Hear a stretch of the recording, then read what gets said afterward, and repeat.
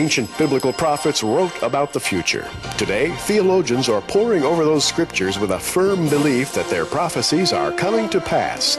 Journey now into the world of eschatology on Prophecy in the News with author and lecturer J.R. Church. We have the author of the book Nephilim Stargates, the year 2012 and the Return of the Watchers. With us on today's program, his name is Tom Horn, and Gary Stearman is here with me and him, and we're going to have a roundtable discussion on various aspects of this book that will, I think, fascinate you. Be sure to watch the entire program. Gary has the first question. Well, Thomas Horn, author of Nephilim Stargates, has opened a number of biblical ideas to modern interpretation. We live in an era of technology. We live in an era when technology is changing on a daily level. There is an intersection between technology and what the Bible predicts for the last days. And right in the opening pages of this book, and JR, this is fascinating, Tom Horn mentions a mission to the moon, Apollo 11. And we have recorded in abbreviated form a conversation that took place between the astronauts of Apollo 11 and Houston. And Thomas Horn, welcome to Prophecy in the News, and tell us about this conversation, because this is fascinating.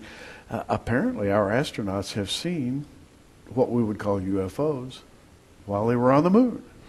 Well, this reference that you're making is in the introduction to the book. It is a piece of transcript that has, in some quarters, been criticized as not being substantiated. There are other people. Otto Binder gave sworn testimony that it was true. Also, the former chief of NASA Communications, Maurice Chatelain, gave sworn testimony that it was common knowledge that the Apollo astronauts had actually saw and spoke in their two-way transmission to NASA, which was picked up, which was blanked out by NASA, but was picked up by ham radio operators, that there was an alien presence on the moon that was saw. There were ships that were there, that they were huge, that they were enormous. I put this in the introduction, so have some other researchers used this information. And so as far as it being disputed by some, I think you look at the bigger picture and you realize that many presidents, Carter, Reagan, others have talked about, and in fact Reagan before the UN even talked about his, how he sometimes questioned, how the world would come together if suddenly facing an alien presence. Now our audience would be interested in hearing your take on who these UFOs would represent. Usually the interpretation is that they come from other planets, maybe from Epsilon Eridani, some exotic star in some other part of the galaxy, and they're here to help us out. Assuming that UFOs are real, and assuming they've been seen by our top people, are they from other galaxies, other planets, or maybe it's something else? Yeah, well, my study into this area led me to conclude that if this is technology, it's technology, nuts and bolts type technology that is something entirely different than the kind of fabricating of metals and the use of fossil fuels that we're accustomed to here on Earth. In addition to that, these things seem to behave sometimes more like living organisms, intelligent. They seem to be able to move in and out of our reality.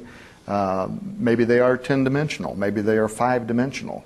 Maybe they have a known science that is something that is far surpassing anything that at this point, at least in our development, we can even begin to comprehend.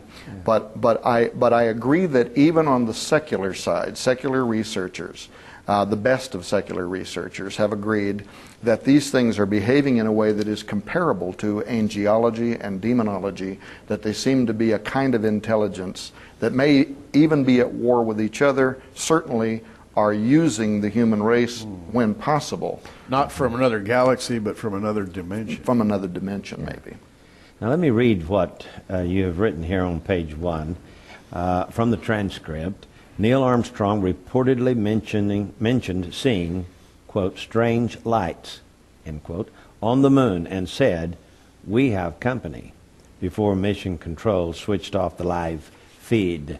And then it is said that this was picked up by ham radio operators. What's there? Mission Control calling Apollo 11.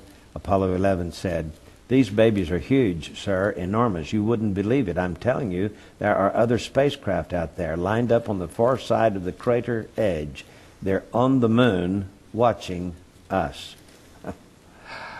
And, of course, there's more. You'll want to get this book. I can tell you. Just call the phone number at the bottom of your screen and order it. It's $14.95 plus shipping and handling. Call today. Order it from us with either Visa, MasterCard, American Express, or Discover card. And get this book. It's a fascinating read. And it'll help you to understand this angel study in the Word of God. Who are these angels, both good and evil? Gary? Well, J.R., Satan is referred to as the prince of the power of the air. We often see UFOs, according to, I guess, thousands of witnesses flitting here and there through our atmospheric heavens. Sometimes they're witnessed as a light that will appear and then disappear, winking out, going to another dimension.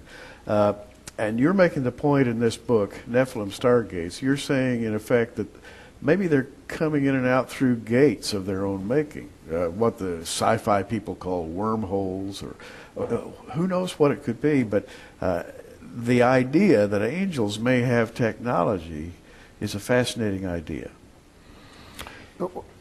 By the way, you remember the book of Enoch?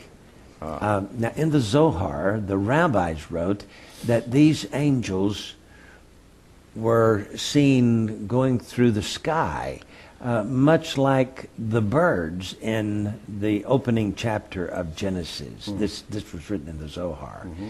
But Enoch goes on to say that they didn't, and by the way, from this came the idea that angels had bird wings, white feathers, and they could fly, which is not really aerodynamically designed for this atmosphere. That's true. But Enoch said they flew around in flying houses, and that he entered these houses and looked up and down the hallways and saw what the floor was made of and the walls were made of. It's he amazing. uses the term flying house, which I think is fascinating. Tom, this is fascinating to me because, and for the sake of our Christian friends who are watching today, and they're saying, well, these fellows have gone completely around the bend. We haven't gone around the bend as far as you may think, because the Bible speaks volumes about angels traveling in vehicles. Elijah, for example, was picked up in a fiery chariot. And if we saw that today, probably we would say, there's a UFO picking up Elijah, would we not? Right. And even down through history, there are pieces of artwork in the 16th century, other periods of time, where church fathers would detail in paintings what was seen by parts of their flock or out in the country that was seen by the Fatima apparitions. I mean, different times and different places where people have recorded a phenomenon, and the language seems to be similar. It was circular in shape, it moved erratically. My wife and I were driving years ago, and I thought I saw a speck of light moving across the windshield. And the more I looked at it, the more I realized I was seeing something that I couldn't account for. It was circular, it was very high up in the sky, it was moving erratically, it was breaking every law that I knew, about how craft would be able to move through the sky. Stopped, my wife got out, and we watched it for a few minutes. And we didn't tell anybody that day, but the next day, all across the Northwest, from Oregon to Seattle, people reported that they had saw something moving through the sky, and they called it a UFO. The Statesman Journal referred to it as UFO. So was it angelic? Was it something that we couldn't explain? Certainly we couldn't explain it, and neither could anybody else who saw it, but it wasn't known craft as we understand.